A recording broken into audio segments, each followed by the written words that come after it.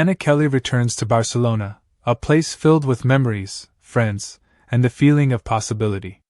She's a travel and food writer, famous for bringing hidden gems to life for her readers, and now she's on her way to celebrate her best friend Erica's engagement to Nico.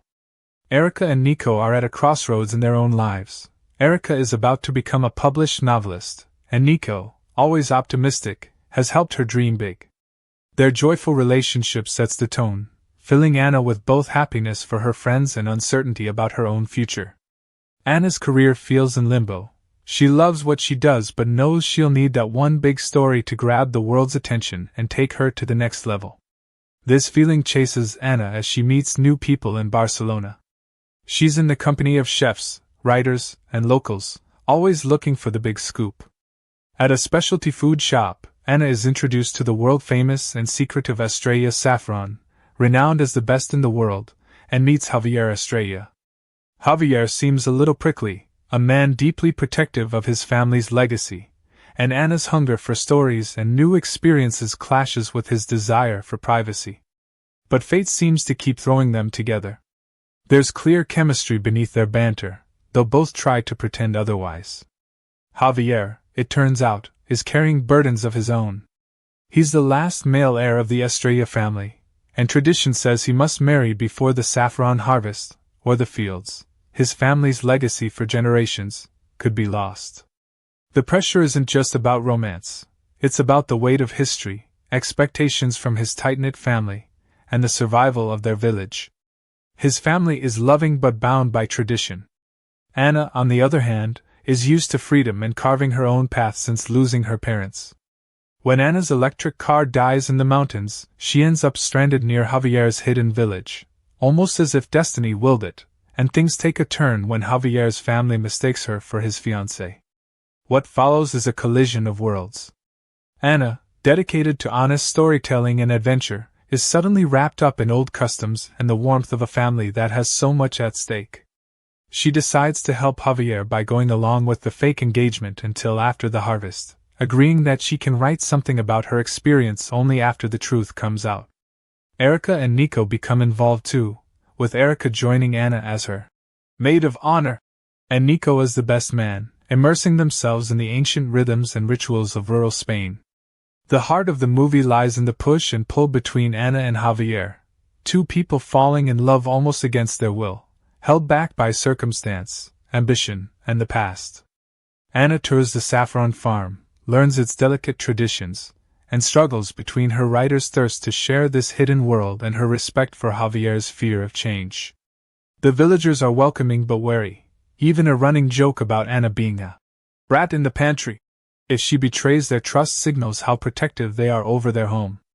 Through the feasts, festivals, and moments in the field, Anna gets swept up by the power of family. She and Erica bake traditional cakes with Javier's mother, share stories about lost loved ones, and experience the real work and pride behind every strand of saffron. For Anna, every moment is a story, but it's also her learning that some things are precious because they are kept close, not broadcast to the world. As the fake engagement continues, Anna feels the lines blur. What started off as make-believe starts to feel real. The more time she spends in the village, the more she cares for the people and the place, especially Javier. Javier's family legacy, represented by the crocus fields, is loaded with meaning. Saffron, called the red gold, is literally spun together with the history, unity, and survival of the village. The custom that the heir must marry is not just about passing down land, but passing down tradition itself, and that tradition is threatened by both modern pressures and the dwindling interest of younger generations. Javier is pulled in two directions. He feels the pressure to fulfill his family's wishes and maintain a line unbroken, but at the same time, he wants to choose his own path, maybe even love on his own timeline. Symbolism runs throughout the story. The saffron fields are a metaphor for legacy, but also for uniqueness. The laborious process of hand-harvesting saffron strands mirrors the careful nurturing of relationships and dreams.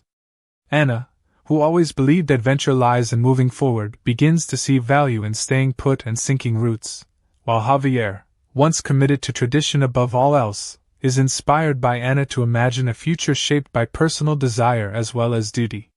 The clash and fusion of cultures become evident at every turn: Anna's American sense of individual freedom, Javier's old-world Spanish traditions, and the ways each character's identity shapes their decisions.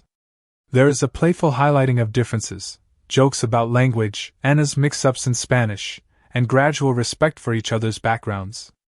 Even the rituals of the engagement, the preparation for the wedding, and the harvest festival, all of them act as both walls and bridges between these worlds. The conflict comes to a head just before the harvest, when both Anna's and Erica's hidden ambitions collide with the family's need for secrecy. Erica, secretly writing a novel inspired by the Estrella family, is exposed, and Anna's notes about the Estrella traditions come to light. The family feels betrayed, hurt by what they see as outsiders taking advantage of their trust and hospitality. Anna confesses to everyone, including Javier, that while she did want to write a story, she grew to love them, and never intended to expose their secrets. The meaning of family, trust, and honesty are tested.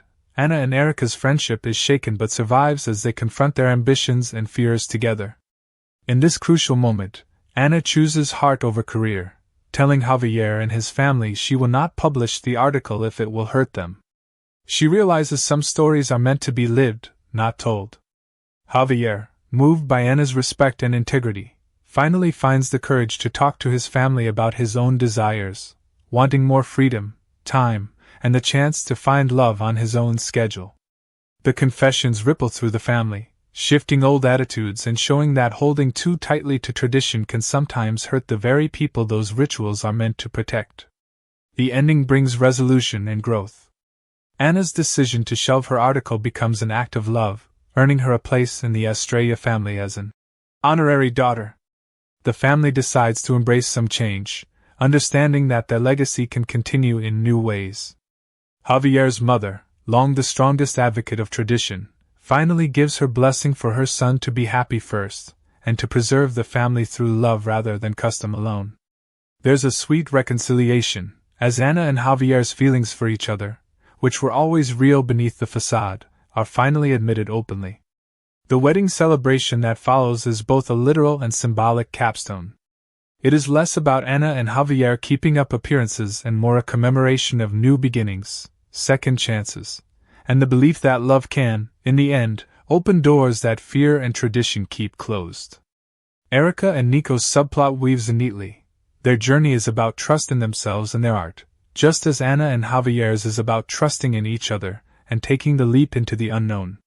The film ends on a joyful note, but with a clear understanding that happiness isn't about fairy tale endings or choosing one path forever.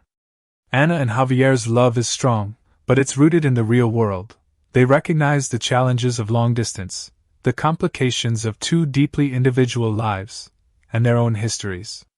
Yet, in the spirit of adventure and homecoming that defines the story, they promise to keep writing their next chapters together, wherever that may take them.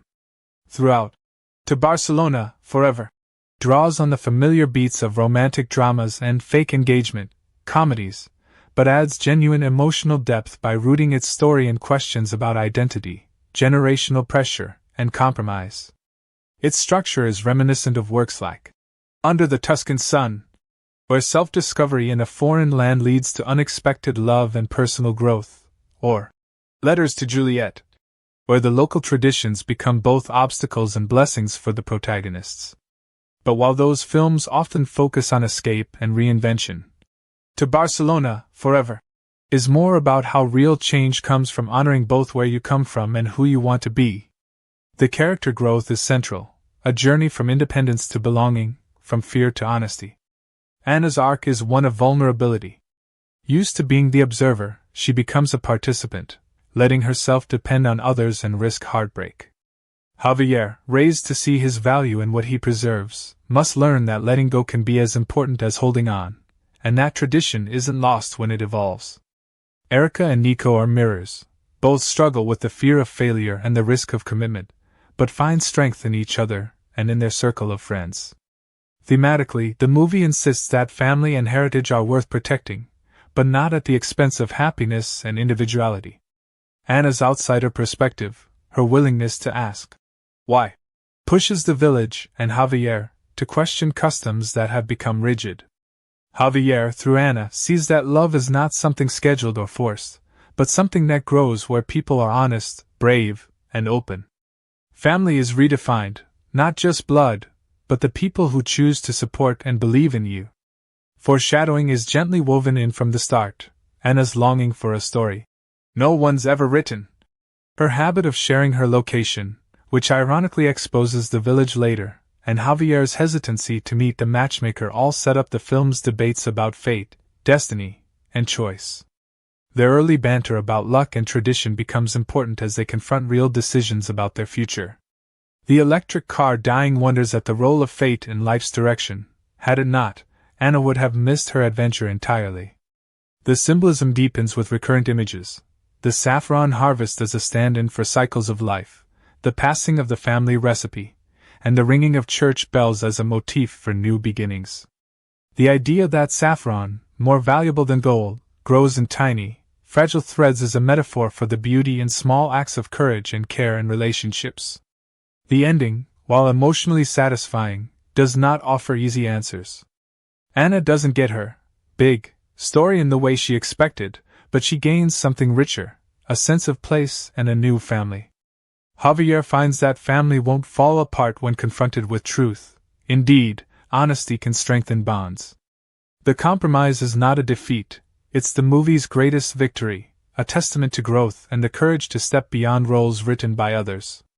The movie stands apart in the genre by not just valuing the thrill of romance but by honoring the long, hard work of relationships, the sort that's paralleled by the careful, patient art of harvesting saffron. In the end, it isn't the spectacular publicity or the splashy article that matters, but the intimacy found in tradition handed down, love quietly built, and understanding bravely reached for. To Barcelona, forever, ultimately is about the home you find when you dare to be honest, with yourself and with others. It's about the way love and legacy can be honored not by preserving them under glass but by living them, fully and fearlessly, in a way that leaves room for both the past and the possibility of more.